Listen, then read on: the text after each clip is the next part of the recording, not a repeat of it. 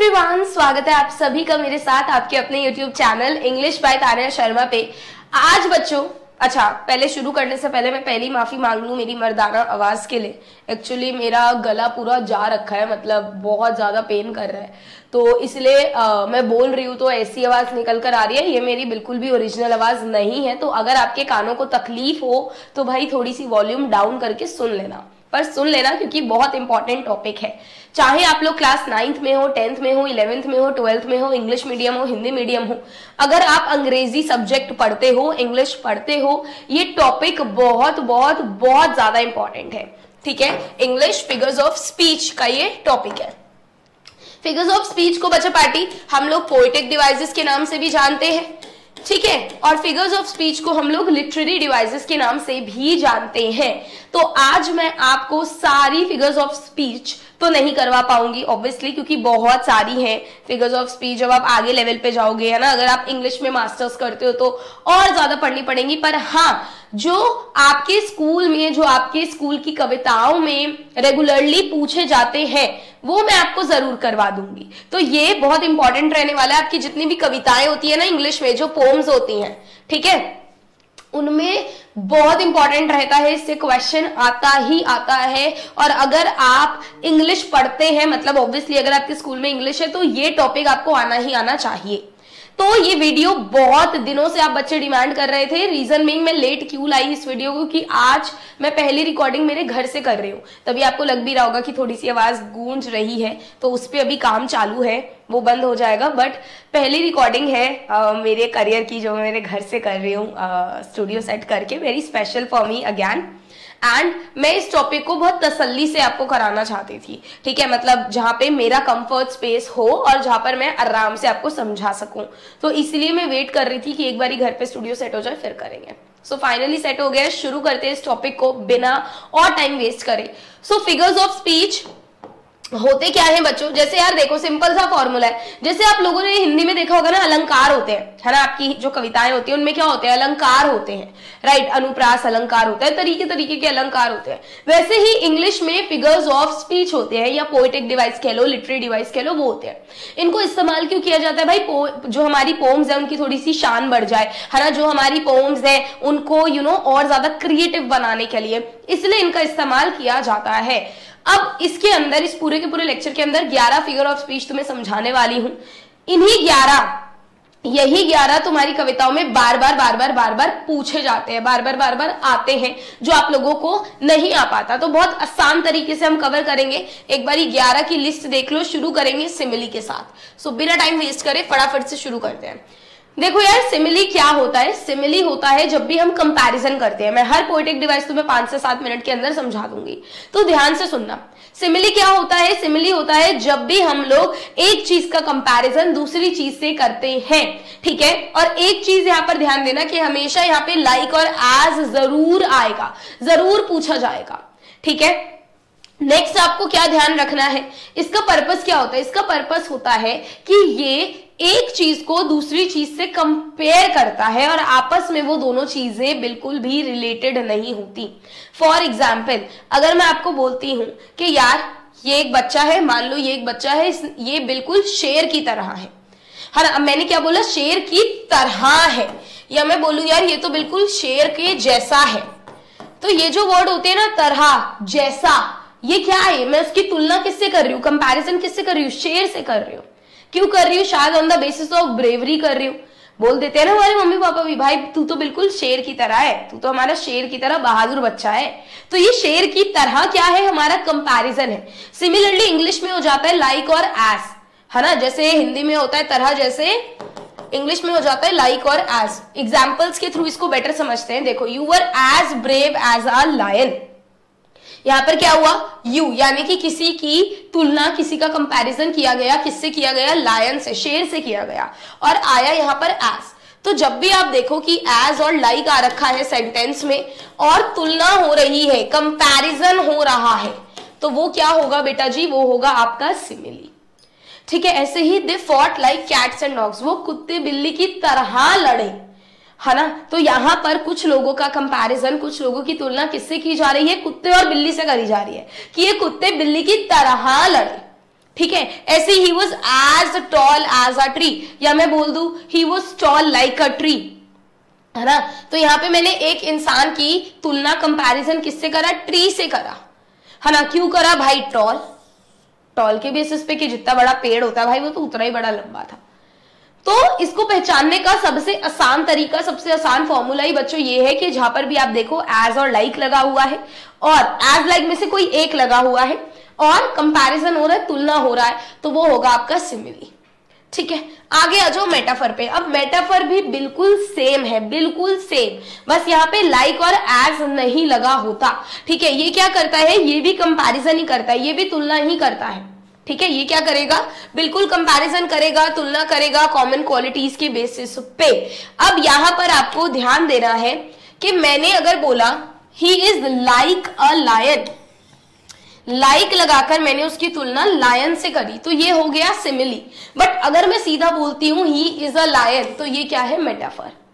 ये क्या है, मेटाफर, कि मैंने क्या कर दिया, डायरेक्ट कंपैरिजन कर दिया।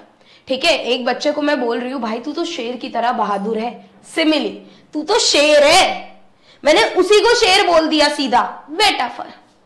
समझ रहे हो। अब अगर मैं बोलूं यार लाइफ तो ना रोलर कोस्टर वाले झूले की तरह है, ये simile. Life is like a roller coaster. Roller coaster पता है ना, ऊपर जाता है नीचे आता है, ऊपर जाता है नीचे आता है, यानी कि अप्स एंड डाउन्स। लाइफ में खुशियां भी है, गम भी है ना। लाइफ में अप भी है, लाइफ में डाउन भी है। तो अगर मैं बोलूं life is a roller coaster, सीधा, मैंने ये नहीं बोला कि जिंदगी रोलर कोस्टर की तरह है, वो हो जाता सिमिली। मैंने बोल दिया कि जिंदगी ही रोलर कोस्टर है, तो ये क्या हो गया, मेरा मेटाफर। समझ में आया, ये क्या हो गया, मेटाफर। ऐसे you are an apple of my eye, directly उसे एप्पल ऑफ माई आई बोल दिया। ठीक है, तो जब भी आप देखोगे कंपैरिजन हो रहा है, तुलना हो रही है, ठीक है, और डायरेक्ट हो रहा है, कोई लाइक कोई एस नहीं है, तो वो होगा मेटाफर। ठीक है, ऑल राइट, नेक्स्ट पे आ जाओ बेटा। नेक्स्ट होता है पर्सोनिफिकेशन।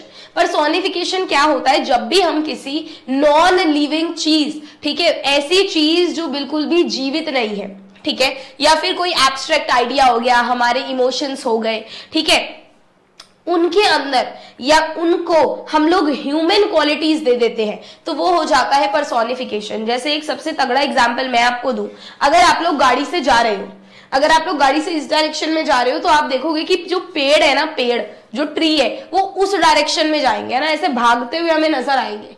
क्या पेड़ असल में भाग रहे हैं, नहीं, बट हम क्या बोलते हैं, भाई ऐसा लग रहा है पेड़ भाग रहे हैं, है ना। तो जो पेड़ थे, एक तरीके से पेड़ हिलते नहीं है, बट हमने उन्हें human quality they the, because run करना किसकी क्वालिटी है, ह्यूमंस की ना। इंसान ही भागता है ना, चाहे वो रोड पे भागे या जिंदगी की तकलीफों से भागे, इंसान भागता है, राइट। तो भागने वाली क्वालिटी हमने किसको दे दी, पेड़ को दे दी। तो ये क्या हो गया, पर्सोनिफिकेशन।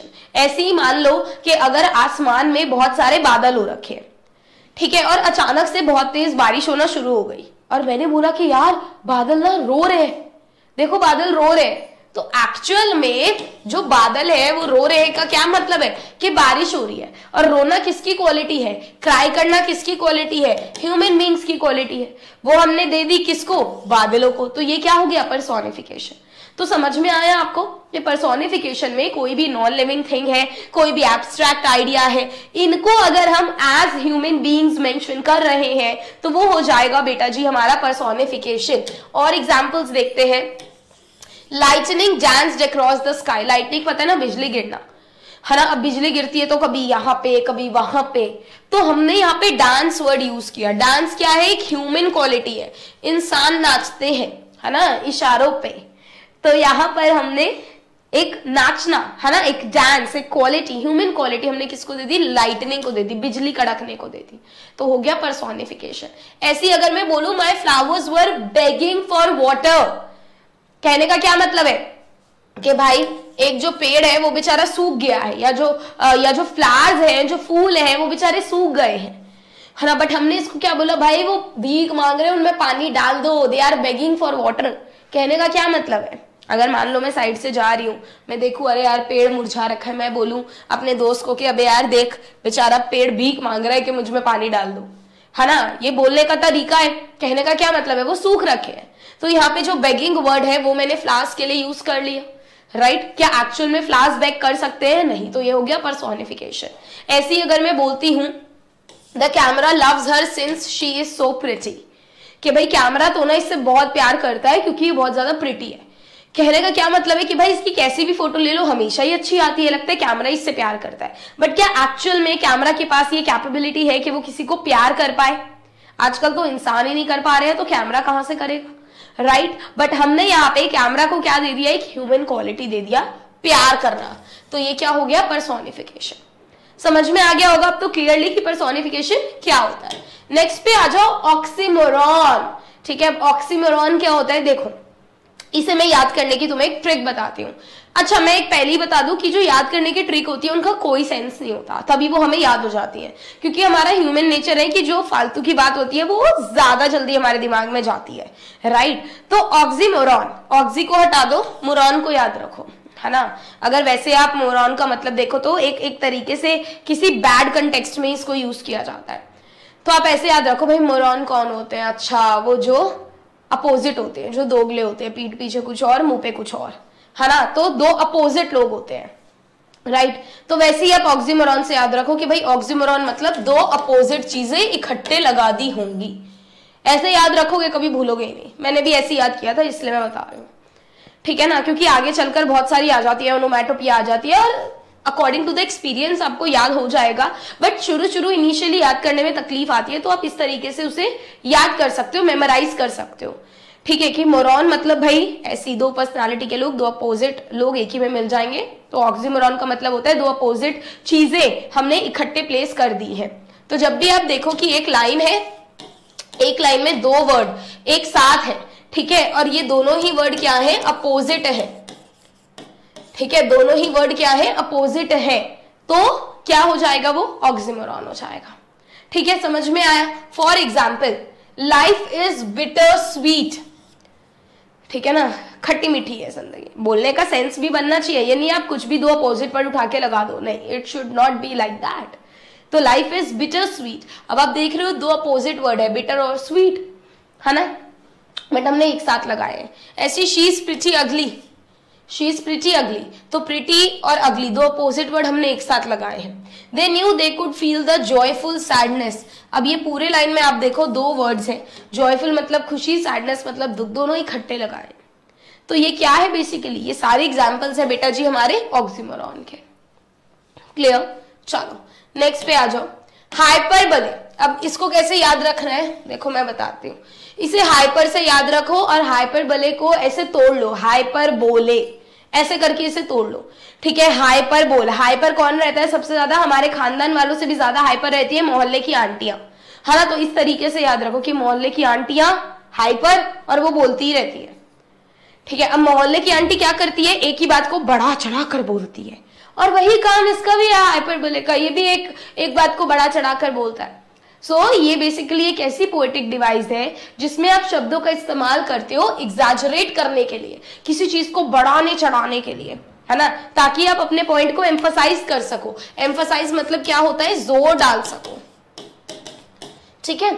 ये बेसिकली यूज किया जाता है कि अगर एक छोटी सी चीज है तो उसे बड़ा दिखाने के लिए, ठीक है। तो हाइपरबोले उसे बोलते हैं। जैसे for example, he is running faster than the wind. देख देख वो तो हवा से भी तेज भाग रहा है। क्या कोई लिटरली हवा से तेज भाग सकता है? नहीं। बट यहां पर हमने बोला he is running faster than the wind, right. तो यहां पर हाइपरबोले का इस्तेमाल है। ऐसी that man is as tall as a house, कि भाई वो आदमी तो घर से भी लंबा है ना, या घर जितना लंबा है। तो यहां पर हमने क्या करा, अब आप बोलोगे मैम यहाँ तो सिमिली भी है, एज लगकर कंपैरिजन हो रहा है। हाँ, जरूरी नहीं है कि एक लाइन में एक ही पोएटिक डिवाइस हो, एक लाइन में मल्टीपल पोएटिक डिवाइसेस का इस्तेमाल हम लोग कर सकते हैं। So that man is as tall as a house में सिमिली भी है, और ये हमारा हाइपरबोले भी है। This is the worst day of my life. हम बोल देते हैं ना, अगर पेपर अच्छा नहीं हुआ, पेपर में नंबर अच्छे नहीं आए, या कुछ और डांट पड़ गई, हम बोलते हैं अबे यार जिंदगी का सबसे खराब दिन है। अभी हमें पता नहीं है बच्चों खराब है कि नहीं, क्योंकि जिंदगी बहुत बड़ी है, राइट। बट क्योंकि उस मोमेंट पे हमें लग रहा होता है कि इससे बुरा तो हमारे साथ कुछ हो ही नहीं सकता, तो हम लोग बोल देते हैं this is the worst day of my life, right. तो ये क्या है, ये भी एक हाइपरबोले है। तो याद रखना, हाइपरबोले मतलब किसी भी चीज को बड़ा चढ़ाकर दिखाना। नेक्स्ट आता है बेटा जी ओनोमैटोपिया। इसकी स्पेलिंग थोड़ी सी आप लोग याद कर लेना। स्पेलिंग से आप लोग हो सकता है घबरा जाओ, बट जितना ये बड़ा दिखने में है उतना ही छोटा सा ये पोएटिक डिवाइस है। ओनोमैटोपिया मतलब साउंड, बस इतना याद रखना, ठीक है। जब भी आप किसी साउंड को डिस्क्राइब करते हो वो हो जाता है ओनोमैटोपिया। इसका सबसे ज्यादा इस्तेमाल आपको नर्सरी राइम्स में देखने को मिलेगा। जैसे कि मैं आपको बताती हूँ, देखो अगर मैं बोलूं बजिंग बी, बी क्या करती है, बज करती है, बज का साउंड बज, हाँ, तो ये क्या हुआ, ये साउंड क्या हुआ, ओनोमैटोपिया। ऐसे अगर मैं बोलूं बम, ये बम क्या है, ट्रक ने मार दिया, उसकी आवाज है, तो ये आवाज क्या है, ओनोमैटोपिया। ऐसे में बोलूं यार बिल्ली ना बाहर मियाऊ मियाऊ कर रही है, तो मियाऊ मियाऊ क्या है, ओनोमैटोपिया। समझ में आया। किसी भी चीज के साउंड को अगर आप वर्ड्स में डिस्क्राइब करो, अगर मैं बोलूं भाई वो तो क्वैक क्वैक कर रही है, तो क्वैक क्वैक क्या है, ओनोमैटोपिया। क्लियर। चलो नेक्स्ट आ जाओ एलिट्रेशन। ये इतना कॉमन है और ये इतना ज्यादा आपकी कविताओं में पाया जाता है। अब इसका मतलब क्या है, देखो एक सेंटेंस होता है, उस सेंटेंस में वर्ड्स होते हैं, ये तो आप मानोगे ना। अब ये भी एक सेंटेंस है, इसमें कुछ कुछ वर्ड्स लिखे हुए, वर्ड्स मिलाकर ही तो वाक्य बनता है, वर्ड्स को जोड़कर ही तो सेंटेंस बनता है, राइट और रॉन्ग। तो यहाँ पर क्या है, यहाँ पर बेसिकली एक सेंटेंस है, उसमें कुछ वर्ड्स है। अब वर्ड का ना आपको स्टार्टिंग का लेटर देखना है, ठीक है, जो बिल्कुल स्टार्टिंग का इनिशियल है, जो बिल्कुल स्टार्टिंग का लेटर है।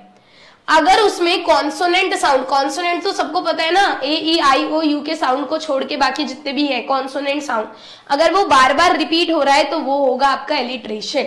For example, she sells sea shells on the sea shore, ये एक लाइन है, इसमें कुछ वर्ड्स है, राइट। अब इसका स्टार्टिंग देखना है आपको, स्टार्टिंग में कॉन्सोनेंट है, एस है। अब देखो एस, ये भी एस, एस, सिर्फ स्टार्टिंग लेटर, सिर्फ स्टार्टिंग लेटर, कोई बीच का नहीं, कोई लास्ट का नहीं, सिर्फ starting letter, S S S, फिर से एस, फिर से एस, फिर से एस। तो ये एस आप देख रहे हो through out the line repeat हो रहा है, तो ये एलिट्रेशन।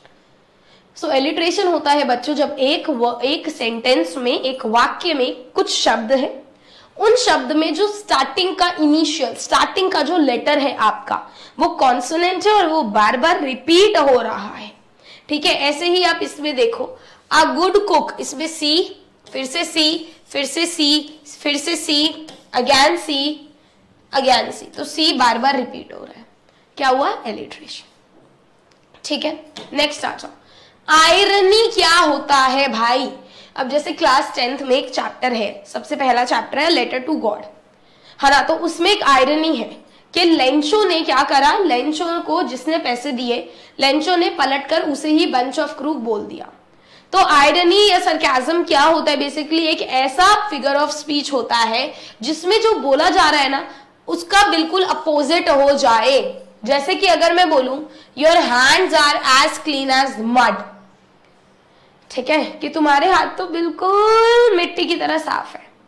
अब ये मैंने क्या करा है, टॉन्ट कस दिया, है ना, एक टॉन्ट कस दिया। ऐसी अगर मैं बोलूं the dinner you served was hot as ice, कि भाई जो खाना तुमने, जो डिनर तुमने सर्व करा ना बिल्कुल गरम गरम था, बर्फ की तरह। गरम कैसे हो सकता है बर्फ की तरह, राइट। तो आयरनी या सरकाज़म एक ऐसा फिगर ऑफ स्पीच है बच्चों जिसमें जो वर्ड्स हैं वो बिल्कुल अपोजिट मीनिंग कन्वे करते हैं, जो लिखा है उससे बिल्कुल अपोजिट, ठीक है। चलो नेक्स्ट आ जाओ एसोनेंस। अब ये एसोनेंस क्या होता है इसको आपको ध्यान में रखना है। देखो एसोनेंस होता है वोवल साउंड अगर हमारे सेंटेंस में रिपीट हो रहा है तो, कहीं पर भी, चाहे स्टार्टिंग में एलिट्रेशन, और इसमें कंफ्यूज मत होना, एलिट्रेशन में क्या होता है केवल स्टार्टिंग का इनिशियल रिपीट होता है वहां पर, ठीक है, केवल स्टार्टिंग में जो इनिशियल है, जो लेटर है वो रिपीट होगा। बट एसोनेंस में कहीं पर भी हो, स्टार्टिंग में हो, मिडिल में हो, लास्ट में हो, पर अगर वोवल साउंड बार बार रिपीट हो रहा है तो वो एसोनेंस है। जैसे कि for example He claps his hands and stamps his feet, इसमें आप देखो a sound bar bar repeat हो रहा है, चाहे बीच में हो रहा है, स्टार्ट में हो रहा है, बट रिपीट हो रहा है ना। ऐसे ही देखो the rain in Spain falls mainly on the plain, तो इसमें ए साउंड बार बार रिपीट हो रहा है, ये देखो रेन, स्पेन, मेनली, प्लेन। ऐसे यहाँ पर देखो I sound bar bar repeat हो रहा है, ये सारे वॉवल्स ही है ना, इनके sound A E I O you, इनका जो साउंड है वो अगर पूरे वाक्य में कहीं पर भी रिपीट हो रहा है, जैसे इसमें देखो ई का साउंड, ईट्स, स्वीट, ट्रीट्स, है ना, साउंड अगर रिपीट हो रहा है तो वो होगा एसोनेंस। अब इसी का एक भाई है और भाई का नाम है कॉन्सोनेंस। यहां पर क्या हो रहा था, पीछे वॉवल साउंड बार बार रिपीट हो रहा था, ठीक है, बट यहां क्या होगा, कॉन्सोनेंट साउंड बार बार रिपीट होगा, ठीक है। यहां पे क्या है, कॉन्सोनेंट साउंड बार बार रिपीट हो रहा है, चाहे वो शुरू में हो एंड में हो हमें मतलब नहीं है, बट कॉन्सोनेंट साउंड रिपीट हो रहा है। जैसे आप देखो, I drop the locket in the thick muck, तो इसमें जो क का साउंड है वो बार बार रिपीट हो रहा है, देखो लॉकेट, थिक, मक। ऐसे ही देखो स का साउंड नीचे रिपीट हो रहा है, sways with ease, as, boys, है ना, तो जो ज साउंड है, बॉयज, एज, ईज, स्वेज, वो बार बार रिपीट हो रहा है, जो कि कॉन्सोनेंट साउंड है। तो अगर आपका कॉन्सोनेंट साउंड पूरे वाक्य में कहीं पर भी रिपीट हो रहा है वो कॉन्सोनेंस है, वॉवल साउंड रिपीट हो रहा है तो वो एसोनेंस है। अगर स्टार्टिंग, केवल स्टार्टिंग का लेटर रिपीट हो रहा है तो वो एलिट्रेशन है। इन तीनों में कंफ्यूज मत होना। लास्ट जो आपका पोएटिक डिवाइस है वो है इंजैबमेंट, ठीक है। अब ये भी बच्चे नाम देखकर ही घबरा जाते हैं, स्पेलिंग आप लोग याद कर लो, नाम से घबराना नहीं है। अंग्रेजी में जरूरी नहीं है कि अगर किसी की स्पेलिंग कॉम्प्लिकेटेड है तो उसका मतलब भी कॉम्प्लिकेटेड हो, ऐसा बिल्कुल भी जरूरी नहीं है। इंजैबमेंट होता है बच्चों, मान लो एक कविता लिखी है, ठीक है, जैसे कि मैं क्लास 10th की अगर कविता की बात करूं, सो यहां पर मैं लिख देती हूं, द वे अ क्रो, रुक जाओ नीचे लिख दे, मैं ऐसे ही लिख रही हूं, ठीक है, the way a crow shook down on me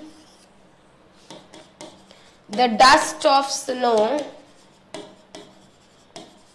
from a hemlock tree, ठीक है, ये मैंने यहां पर लिख दिया।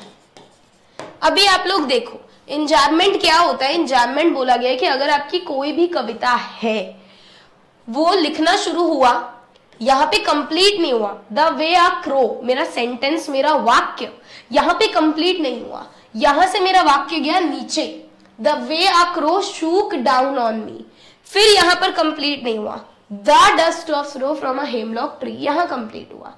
तो बेसिकली बोला गया है कि जब भी एक वाक्य शुरू हो, वो कंप्लीट ना हो, वो नीचे वाली लाइन में लिख दिया जाए और ऊपर कोई भी पंक्चुएशन मार्क ना हो, ना ही कोई कॉमा, ना ही कोई एक्सक्लेमेशन, ना ही कोई फुल स्टॉप, क्वेश्चन मार्क, कोई भी पंक्चुएशन मार्क नहीं है, तो वो इंजैबमेंट है, ठीक है। In which a line of poetry carry its idea और thought to the next line without a grammatical pause, यानी कि एक लाइन है वो खत्म नहीं हुई, नीचे कंटिन्यू हो गई और ऊपर कोई भी पंक्चुएशन मार्क नहीं है, ठीक है। जैसे मैं बोलूं कि बच्चों मैं तुम्हें, इतना मैंने एक लाइन में लिख दिया, बच्चों मैं तुम्हें, नीचे मैं लिख रही हूं पढ़ा रही हूं, तो ये लाइन तो कंप्लीट नहीं हुई थी ना, ऊपर बच्चों में तुम्हें, लाइन तो कंप्लीट नहीं हुई, ये लाइन को मैंने नीचे लिख दिया और ऊपर कोई भी पंक्चुएशन मार्क नहीं इस्तेमाल करा, तो वो है आपका इंजैबमेंट।